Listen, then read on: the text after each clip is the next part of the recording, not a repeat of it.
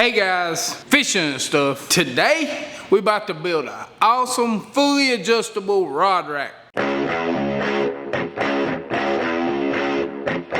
So, stick around.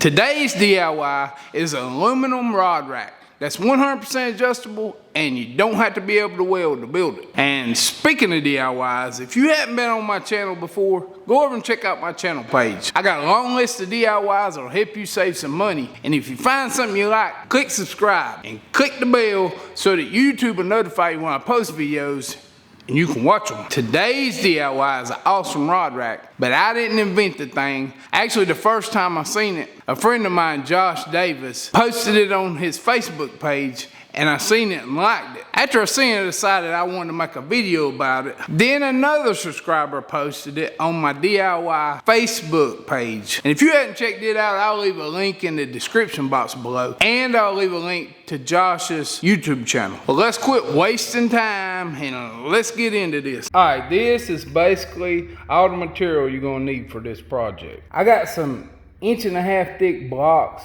And I got these at the scrapyard. They're cheaper there. And I'm gonna cut them down to the size I need them. But get 1.5 inch thick. Then I got 4 foot of 3 inch wide, 1/2 inch thick aluminum.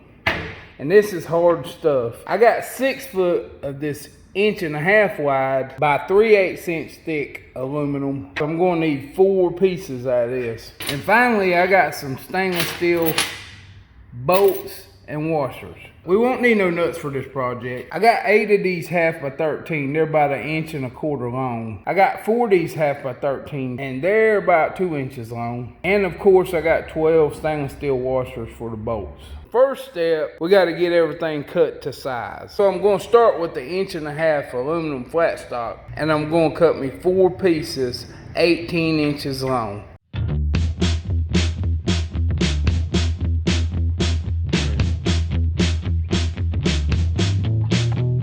Alright, we got our legs cut out at 18 inches. Now we need to drill some 1/2 inch holes in them.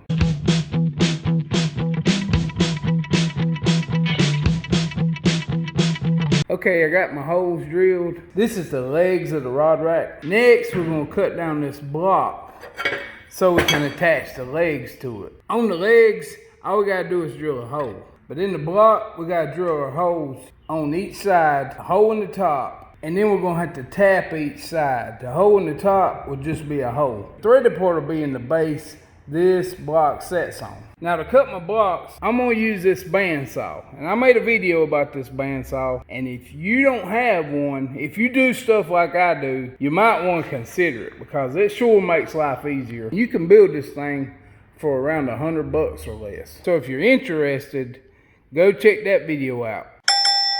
Okay, I got a little tip for you. I'm getting ready to cut these blocks over here. So I take this old rusty piece of angle iron I got and I marked it off the same depth as my table on my bandsaw. Now I'm gonna cut my angle iron in half. Then I'm gonna lay my angle iron a long ways on my table and I'm gonna clamp it the thickness that I need my cuts to be. And when you're done, then you got your little fence. I clamped it down really good, it's solid. You're basically making you a fence. My cut needs to be 1.75 inches. Now I got me a little fence I can run it on. Just like the fence that's on my wood cutting bandsaw.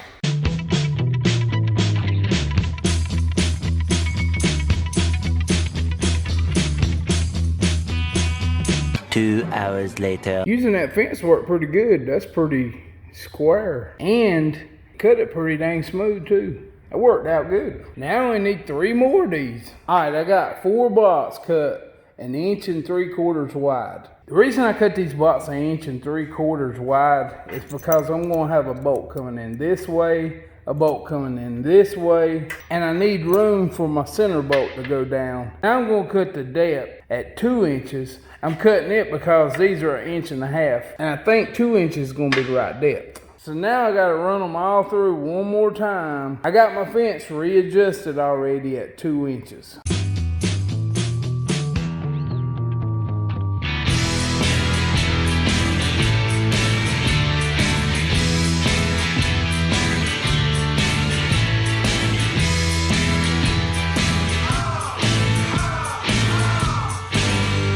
got all our blocks cut. We got them cleaned up. That took a while. Next, I'm gonna have to drill a hole straight through the center. And then I gotta drill a hole straight through the center this way. Now when you're drilling these holes, this part's important. You're gonna have a bolt coming in this way, a bolt coming in that way, and that center bolt is going to thread in between them two bolts. So when I make the bolt in the center, it has to be dead in the center so these two bolts won't hit it. And as most of you probably know, that's the easiest way to center anything. An X from each corner gives you the exact center.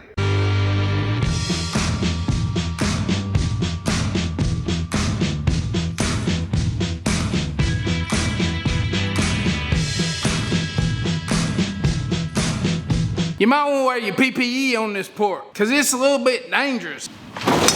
Now we got all that done, we're going to have to cut our top part of our rod rack out. So we'll cut it and drill the holes next.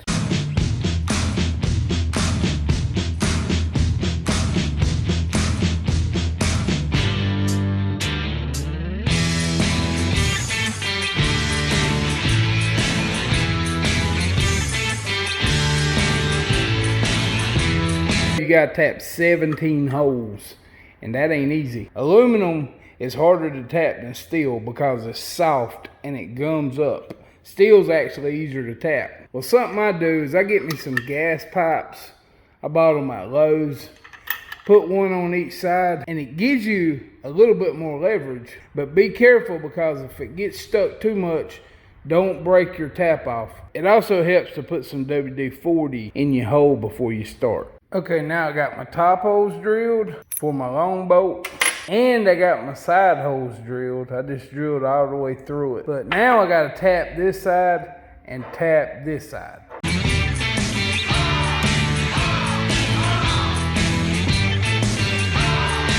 I think I'm gonna round these corners off and not leave them square. And the easy way to do it is just put a washer on it and draw them off. That way your rod rack's more adjustable.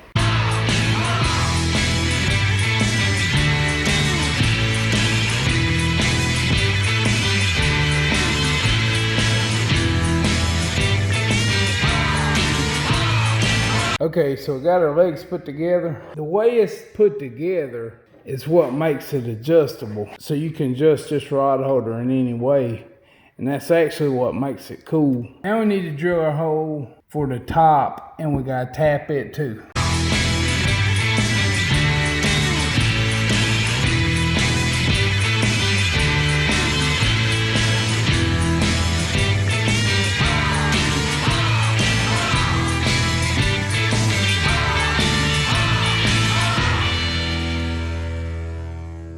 This rod rack turned out pretty cool. And the thing that's really cool about it is it's totally adjustable. You can adjust the top this way. You can make it lean out, lean in. I mean, you can even turn this thing. When you get it turned to where you want it, you just tighten it back down and it don't move. But I'm liking this rod rack. It's pretty dang cool. This is the best part about it. If you loosen up them two outside bolts on the bottom, you can lay it down and put your cover on your boat, and it's not in the way. That's pretty cool right there. Now I need to clean this thing up good and take it over to my buddies and put it on his boat. So here's our guinea pig boat. It's a buddy of mine's boat. It's actually an old duck boat, and it's a Sea Ark. But he's wanting to have it repainted. And he's going to take the bed liner out of it, and he's going to respray it. I think he's fixing to get a new trolling motor. He's going to do a lot of work to this boat, so he wanted some rod racks so he could go to Tennessee River and striper fish.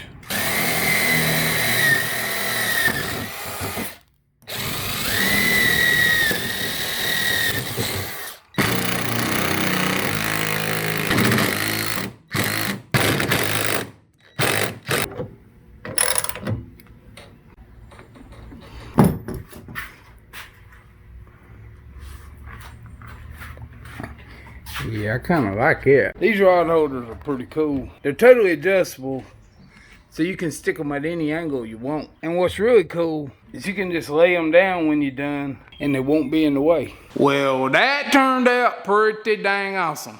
I like it. Look guys, if you like this video, click that like button. And if you're not subscribed, then what you waiting on? And as always, I appreciate you watching, and I'll see you on the next build.